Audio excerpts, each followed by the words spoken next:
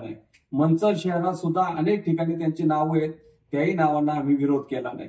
प्रश्न हा उरतो की या ठिकाणी ते आता माजी खासदार आहे, विद्यमान लोकप्रतिनिधी नाही।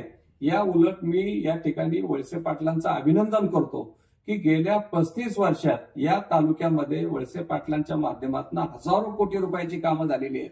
पण जेवढं नाव आज आढळराव पाटलांचं पत्र्याच्या शेडवर टाकले, एवढ्या मोठ्या स्वरूपाचं किंवा छोटं सुद्धा नाव वळसे पाटलांनी इंजिनिअरिंग कॉलेज कोट्यवधी रुपयाचं आणलं, क्रीडा संकुल या ठिकाणी आणलं, मुला मुलींचं हॉस्टेल आणलं, उपजिल्हा रुग्णालय या ठिकाणी केलेलं आहे, अनेक मोठे प्रकल्प या तालुक्यात राबवलेत।